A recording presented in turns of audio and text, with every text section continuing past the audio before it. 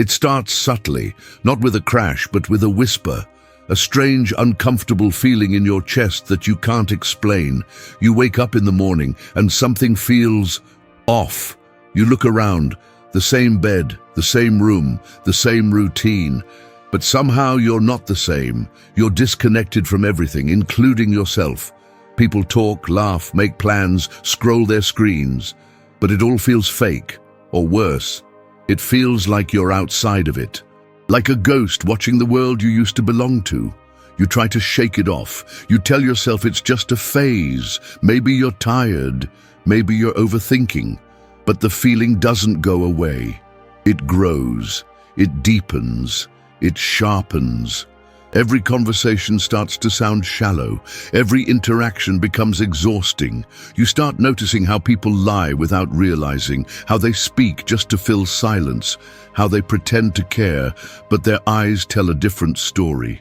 And worst of all, you start seeing these things not just in others, but in yourself. That's when the fear begins. You ask yourself questions that have no comforting answers. Am I going crazy? Why do I feel like something is breaking inside me? Why does everything that used to make sense now feel meaningless? You open your mouth to talk about it, to a friend, a parent, a partner, but the words get stuck because you already know what's coming. They won't get it. They'll nod, give you generic advice, tell you to relax or go outside or be grateful. But inside you feel like you're standing on the edge of something massive, something invisible, and no one else even notices the cliff. Carl Jung once said, "People will do anything, no matter how absurd, to avoid facing their own souls." What you're feeling is the beginning of facing yours. It's not depression. It's not anxiety. It's the tearing of your old identity. The collapsing of the self you've performed your whole life. The one who tried to be agreeable, pleasing, likable, successful, even when none of that felt authentic. It's the unraveling of the fake roles, the masks, the filtered versions of yourself you created to be accepted. And now, something inside you is rejecting all of it. You're not broken. You're waking up. But no one tells you that awakening feels like dying at first. You start to realize the people around you are not as happy as they pretend to be, that their jokes are defense mechanisms, that their confidence is performance, that their relationships are more about control than love. And the more you see, the less you can unsee. You walk through your day, watching others live on autopilot, watching them chase money, followers, approval, watching them hate their jobs, then brag about their vacations. Watching them stay in toxic relationships just to avoid being alone. And it hits you. You used to be like that, and a part of you still is. That's the part that's crumbling now. You stop talking as much. You feel tired in crowds. Loud people make your skin crawl. You become painfully sensitive to dishonesty, even the small, socially acceptable kind. And when you try to explain all of this to someone, they look at you like you're being dramatic. Or worse, they tell you you're over-analyzing everything. And maybe you are, but deep down, you know something is happening to you that's bigger than logic. Because it's not just emotional, it's existential. You're not just questioning people, you're questioning reality. You're starting to feel like you're playing a role in a theater where the script was handed to you before you were even born. You start asking questions you never dared to ask before. What do I actually want? Who am I when no one's watching? Is there even such a thing as truth in a world built on illusion? And every time you ask, the answers are more terrifying than the questions. This is what Jung called the beginning of individuation, the terrifying, sacred moment when a human being begins to separate from the collective identity. It's when you stop blindly accepting what you were taught and begin the painful, raw process of becoming who you truly are. But there's a price for this kind of awakening. And the first installment of that price is loneliness. Because the moment you start seeing beyond the veil, the world starts rejecting you. You no longer belong to the tribe. You're too quiet, too intense, too deep. You start losing people, or they start losing you. Conversations dry up. Invitations stop coming. You go out less. You think more. You begin to observe instead of react. And in that silence, you begin to feel your own soul for the first time. It's fragile, it's wounded, it's buried under years of noise, guilt, performance, and shame. But it's yours, and it's waking up. But the worst part? You still feel crazy, because no one warned you that awakening looks exactly like insanity at first. No one told you that when you start noticing what no one else sees, they will treat you like the problem. You'll be accused of being too sensitive, too paranoid, too negative, too weird. But Carl Jung knew this truth intimately. Enlightenment is not imagining figures of light, but making the darkness conscious. And right now, that's what you're doing. You're not running from your darkness anymore. You're finally turning to face it. If this message felt like it was written just for you, leave a comment saying, "I'm waking up." And don't forget to subscribe. This journey is just beginning, and that's why everything feels like it's falling apart. Because it is, but it has to. The self that was built to survive, to be liked, to be safe, to be normal, is collapsing. And beneath it, something real is emerging. Something ancient, something sacred. But it's not ready yet. It's fragile, like a flame in a storm. And your job right now is not to explain it, not to rush it, but to protect it. Because that small flame is the beginning of your real life. And if you're still here, if any part of this feels like your truth, then you already know. This is only the beginning. And the signs that everything is about to change will only get louder from here. Are you ready to hear them? The signs don't stop once they begin. In fact, they multiply. They surround you, infiltrate your thoughts, twist your perception of time, of people, of meaning. You find yourself noticing things that others miss. A strange look in someone's eye. A pattern that keeps repeating. A conversation that feels like it already happened. And it's not just once, it's every day. You start to wonder, is it coincidence? Or is something trying to speak to me? Carl Jung called it synchronicity, a meaningful coincidence with no logical connection, yet impossible to ignore. A song that plays the exact moment you think of someone. A stranger who says something that answers a question you've kept hidden inside. A dream that bleeds into your waking life with eerie accuracy. These moments, they begin as a whisper. But when you refuse to listen, they grow louder, until it feels like the universe is screaming in symbols. You try to tell someone, "Isn't it weird that I keep seeing the same number? That I dreamed about my grandfather the same night his old photo fell off the wall?" They laugh, say it's nothing, a glitch, a fluke. But you know it's not. You know it because you feel it. In your bones, in your gut. You feel something is shifting, not just outside you, but inside. But here's the terrifying part.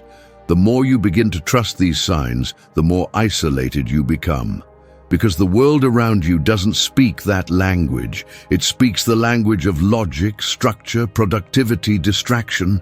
It teaches you to obey, to ignore your intuition, to suppress your knowing. And now your knowing is waking up. And it doesn't want to be silenced anymore. This is where paranoia sneaks in.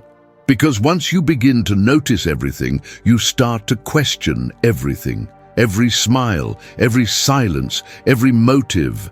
It's not that you're imagining things, it's that you've started seeing beneath the surface. You've opened the door. And the truth is, once you've seen the puppet strings, it's hard to believe in the performance again. This phase is dangerous. Not because you're insane, but because it becomes very tempting to believe that you are. The people around you are functioning, smiling, working, living, and yet here you are, feeling like your reality is crumbling under your feet. You go to the same places, eat the same food, wear the same clothes, but nothing feels real anymore. It's like living inside a dream where you're the only one aware that it's not real. And the more you awaken, the less comfortable you become in environments that demand you stay asleep. You start to feel energetically allergic to gossip, small talk, mindless entertainment. People notice. "You've changed," they say, not as a compliment, but as a warning. And they're right. You have changed. You're no longer pretending that things make sense when they don't. You're no longer willing to betray your own gut to fit in, and that's terrifying, both for you and for them. Carl Jung believed that the beginning of consciousness is the beginning of responsibility. And now, the weight of what you see, what you feel, begins to fall on your shoulders. You can't unknow what you now know. You can't unfeel what you now feel. And you begin to realize this isn't just a phase. This is a rebirth. And like all births, it's messy, painful, terrifying, but necessary. You start losing interest in things that once defined you. The urge to impress people disappears. The need to be right feels childish. The craving for approval becomes exhausting. You begin craving silence instead. Nature, stillness, space. You start writing things down. Not because you want to share them, but because you're finally listening to your own voice for the first time in your life. And it has a lot to say. Then, something strange happens. People start falling away. Not dramatically, but slowly. The calls become less frequent, the conversations less fulfilling. You try to reconnect, but it feels forced, like you're dragging a corpse into your new life. And eventually, you let go. Not out of anger, but out of necessity, because the pain of pretending has become greater than the pain of being alone. And in that solitude, a new kind of awareness begins to take root. A quiet confidence, a presence. You're no longer chasing connection. You're creating resonance. You stop trying to convince people. You stop needing validation because you realize that truth doesn't require agreement. It simply is. And the more you live in alignment with your truth, the less interested you become in convincing others of anything. But it's not all light, because with this awakening comes grief. Grief for the time you wasted. Grief for the self you abandoned. Grief for the people who never saw you, or worse, saw you and tried to dim your light. You grieve the years spent molding yourself to be digestible. You grieve the dreams you shrunk to be more realistic. And above all, you grieve the person you were before you opened your eyes. Carl Jung said, "One does not become enlightened by imagining figures of light, but by making the darkness conscious." And that's exactly what this is. You are meeting the darkness. Not out there, but within yourself. And it's not here to destroy you. It's here to show you who you really are, underneath everything you were told to be. So when you ask, why does it feel like everything is falling apart? The answer is because it is. The life you built on survival, performance, and fear is collapsing to make room for the one built on truth. And this process isn't clean. It's violent, it's lonely, it's raw, but it's real. And if you're still watching, still reading, still breathing through this chaos, then you're not crazy. You're transforming. But the journey isn't over. Because now that you've seen through the illusion, the real battle begins. Are you ready to face what's waiting on the other side? Something inside you is unraveling. Quietly, painfully, but relentlessly. You begin to notice that everything you once believed about yourself is now being questioned. Your strengths, your values, even your personality. Were you really confident? Or were you just loud? Were you really kind? Or just terrified of being disliked? Were you truly happy? Or just numb?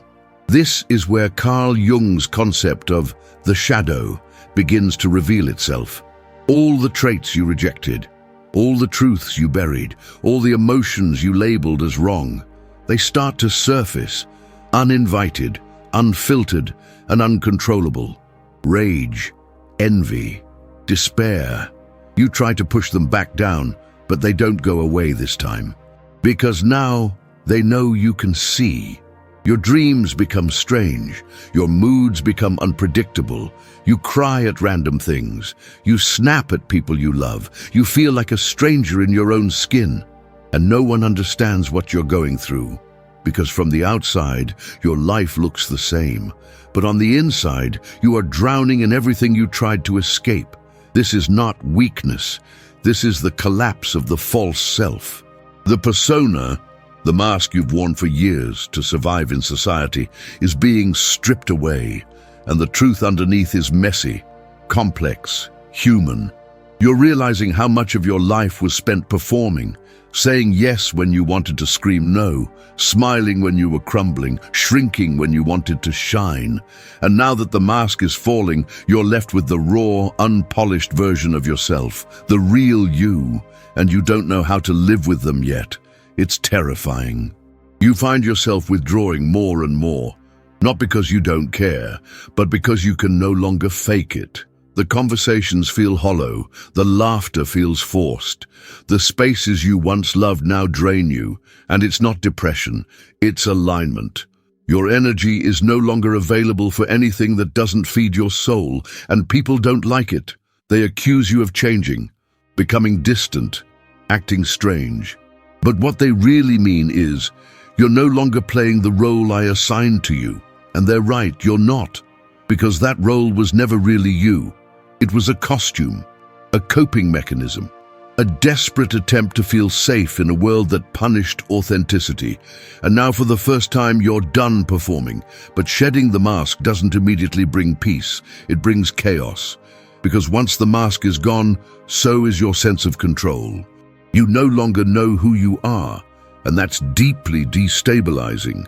All the labels you identified with, the achiever, the good one, the funny one, the caretaker, they're crumbling, and what's left is silence, an identity void, a sense of spiritual homelessness. This is what Jung meant when he said, the privilege of a lifetime is to become who you truly are.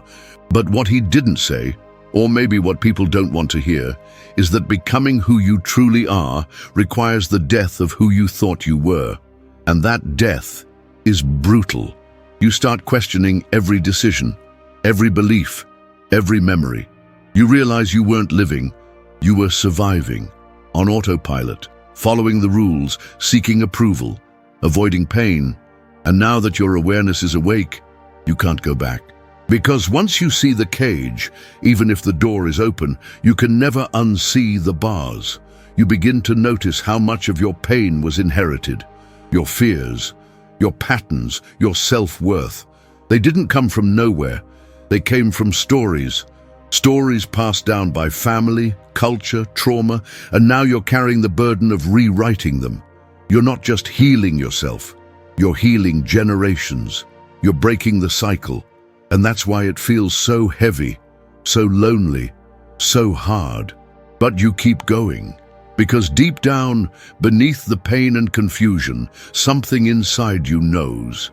This is not the end. It's the beginning, a sacred dismantling, a psychological rebirth. And like all rebirths, it requires surrender. You can't force your way through it. You have to allow it, feel it, trust it, and that's the hardest part, because surrender feels like failure when you've been taught to fight. Letting go feels like giving up when you've spent your whole life clinging. And trusting yourself feels like madness when the world told you not to. But this moment of surrender is where the true awakening begins. Not the glamorous kind you see in books or on spiritual Instagram pages. The real kind. The kind where you cry on the floor at 3 a.m., not because you're weak, but because you're finally strong enough to stop pretending. The kind where you walk away from things that used to define you, jobs, relationships, identities, not because they're bad, but because they're no longer true. And that truth, it scares people, because most aren't ready to confront theirs. They'd rather distract themselves, stay busy, stay numb, stay small, but not you, not anymore, because you've tasted freedom, not the freedom that comes from rebellion, but the kind that comes from knowing who you are. And once you taste that kind of freedom, you'll never settle for anything less. Still, the journey ahead is long. You'll have to face parts of yourself that you swore didn't exist. You'll have to forgive people who never said sorry. You'll have to grieve things that never even happened. The childhood you deserved, the love you never received, the life you were too afraid to claim. And worst of all, you'll have to look in the mirror and admit, I abandoned myself to be accepted. But now, you're coming home. Not to a place, but to a self. A self that doesn't need to be liked to be worthy. A self that doesn't need to be understood to be real. A self that doesn't need to be perfect to be powerful. Carl Jung believed that the most terrifying thing is to accept yourself completely. But what he also believed, and what you're beginning to understand, is that it's also the most liberating. And that liberation is what we'll face next. Are you ready to meet the version of you that was buried beneath survival? You start to hear things you were never meant to hear, feel things others no longer feel, see connections that used to slip past you unnoticed. At first, it feels like madness. The lights are too bright, the noise is unbearable, your skin itches in places that aren't physical. You walk into a room and feel the tension before a word is said. You listen to people speak and can sense what they're not saying. Every lie stings, every fake smile hurts, every half-truth slices. Let us know in the comments if something inside you shifted today. And if you felt seen, subscribe, because there's more waiting for you here. This is what Carl Jung described when he said that a heightened consciousness doesn't always feel like a gift. Sometimes it feels like a curse. Because the more awake you become, the more asleep everyone else appears. And that contrast becomes unbearable. You begin to question if there's something wrong with you. You used to laugh at the same jokes, talk about the same things, enjoy the same small talk. But now, those things feel hollow. You crave silence, but not because you're antisocial. You crave meaning, but not the kind found in motivational quotes or fake positivity. You want truth, depth, soul. And the more you awaken, the rarer those things become. And so, the loneliness begins. It's not the kind of loneliness that comes from being alone. It's the kind that comes from being surrounded by people who can't see you anymore. They see your face, hear your voice, even say they love you. But they don't see the storm behind your eyes. They don't see the layers you've uncovered. They don't see the version of you that's emerging, and that version can't be explained, only felt. Jung understood this. He knew that as consciousness expands, isolation becomes inevitable. Not because you want to separate from others, but because you're being separated by vibration. You no longer fit into the stories you once lived. And people sense it. They pull away. Or worse, they try to pull you back. Because your growth threatens their comfort. You become a mirror, and not everyone wants to see themselves clearly. Your silence exposes their noise. Your boundaries expose their manipulation. Your authenticity exposes their performance. And suddenly, you're not just healing, you're disrupting, just by existing. So you start to shrink again, just a little. You pretend not to feel what you feel. You laugh when you're supposed to. You downplay your insights. You silence your intuition because part of you is terrified of being too much, too intense, too weird. But every time you do that, something inside you dies a little because the old self is gone. And trying to revive it is spiritual suicide. You can't unsee what you've seen. You can't unknow what you now know. You've crossed a threshold, and there's no going back.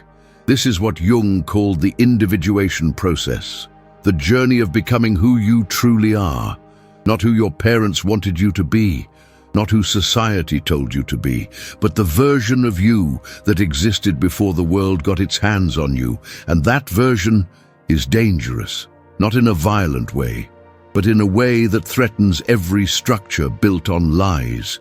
You begin to speak up when something feels wrong. You walk away from things that drain your soul. You say no without explaining yourself, and people hate it. They call you arrogant, cold, selfish. But what they don't see is the years you spent abandoning yourself just to be liked. You're not being selfish, you're being sacred. And that sacredness makes people uncomfortable, especially those who benefit from your silence. But now, you can't be silent anymore. The truth inside you is louder than the fear. And that truth doesn't always come with a soft voice. Sometimes it comes with fire, with chaos, with destruction. Because sometimes healing doesn't look like light. Sometimes it looks like rage, like grief, like screaming in your car at 2 a.m. because no one warned you that awakening would feel like dying. But that death is necessary, because the parts of you that are screaming were never yours to carry. The guilt, the shame, the fear, the roles you played to survive. They're screaming because they know their time is up. They know you're leaving them behind. And even though it hurts, you're not backing down this time. You've started to trust the whispers, the ones that say, this isn't your path. The ones that say, there's more for you. The ones that say, keep going, you're almost there. You don't know where there is yet, but you know it's not where you came from. You've stopped needing answers and started trusting the questions. You've stopped chasing certainty and started making peace with not knowing. You've stopped clinging to who you were and started becoming who you are. And in that becoming, you've discovered something most people never do, that spiritual awakening is not an escape from pain. It's a deeper intimacy with it. You no longer fear your emotions. You welcome them. You let them speak. You let them teach. Because now you know pain is not the enemy, suppression is. You begin to feel gratitude for the very things that broke you, because they didn't break you, they broke the illusion. And that illusion, that mask, was never really you. It was a defense, a survival mechanism, a beautiful, tragic lie. And now that it's gone, you are finally free to live a different kind of life. Not a perfect life, not a pain-free life, but a real one. And in that realness, you begin to attract new people. People who see you, really see you, not for your achievements or your persona, but for your soul. People who speak your language, even in silence. People who aren't afraid of your depth, your fire, your truth. And for the first time, you realize you were never too much. You were just in the wrong room, but now you're home. And the home isn't a place. It's not even a person. It's you. You are your own home now. And from that place, that grounded, wild, awakened place, you begin to live differently. You listen differently. You love differently. You choose differently. And everything begins to change. But one thing remains. The shadow still lingers. And in the next part, we face the final test. Can you integrate what you've awakened without losing your mind? And now comes the hardest part. You've seen too much to go back. You've grown too much to fit in old places. But you're still not sure how to live in this new skin, because awakening doesn't come with a manual. No one gives you a map. You're just here, suspended between who you were and who you're becoming. This is the space Jung called the tension of opposites, where the ego wants certainty, but the soul craves depth, where your old self screams for comfort, but your new self is begging for freedom. And in this tension, something sacred is forged. But it's not pretty. It's not graceful. It's not Instagrammable. It's raw. It's wild. It's days where you feel everything and nothing, moments where you know exactly who you are, and seconds later, question everything again. This is not confusion. This is transformation. The caterpillar dissolves before it becomes a butterfly, and you're dissolving, not dying, becoming. And becoming takes everything from you. Your beliefs, your habits, your need for validation, your attachments to being right, your fear of being alone. All of it is stripped away, not to punish you, but to purify you, to burn off the layers that no longer serve your becoming. You don't get to skip this part. There is no spiritual shortcut. No one's coming to save you, because you're the one you've been waiting for. Comment below, I'm choosing the real me. It helps others see they're not alone. And if you haven't yet, subscribe. This space is yours now too, and you know that now. You feel it, even when you cry yourself to sleep, even when the silence gets loud, even when your whole body trembles from releasing what you once thought was love. You know deep in your bones that this pain has purpose, that this loneliness is a rite of passage, that this path, though brutal, is blessed, because what's being born inside of you is real, and that realness is your power. Carl Jung once said, "The privilege of a lifetime is to become who you truly are." But he never said it would be easy. He never said it wouldn't cost you everything, but he knew, and now you know, that anything less than your full truth is a slow death. So you stop bargaining, you stop begging, you stop diluting your soul just to make others comfortable. And when that happens, something shifts. You don't need to explain yourself anymore. You don't chase people who leave. You don't seek approval from those who don't understand your fire. Because you've realized the right people will feel you without needing to figure you out. They'll recognize your scars without asking for the story. They'll hold space for your pain without trying to fix it. They'll walk with you, not because you're easy to love, but because you're worth it. And until those people come, or even if they never do, you learn to be your own companion, your own healer, your own witness. You learn to sit with yourself in the silence and not flinch. You learn to cry without shame, to laugh without permission, to exist without apology. This is what true wholeness feels like. It's not perfection. It's not constant joy. It's the ability to hold joy and sorrow in the same breath, to feel fear and still move forward, to be broken and still choose love. That's the paradox, that's the gift, and it's a gift you earned. You bled for this wisdom, you cracked open for this light, you faced demons for this freedom. Don't forget that. Don't ever minimize what it took to get here. You didn't just wake up one day enlightened. You walked through fire and chose not to become ash. You stood in the ruins of your former self and said, "I will rebuild." And you did. You are, and you will. Because now you understand what Carl Jung really meant when he said, "There's no coming to consciousness without pain." Now you know why most people choose the numbness of distraction. Why they cling to their roles, their masks, their surface lives. Because the alternative, the real work, demands everything. But you chose it anyway, and for that, I honor you. If this message found you in a moment of silence, confusion, or awakening, it wasn't by accident. You were meant to hear this, and not just hear it, but remember it. Let it echo through the empty places. Let it remind you that you're not crazy, you're just awakening. You're not alone, you're just ahead. You're not broken, you're being remade. Thank you for walking this path with courage, for allowing this video to meet you in the dark, for having the strength to stay until the end.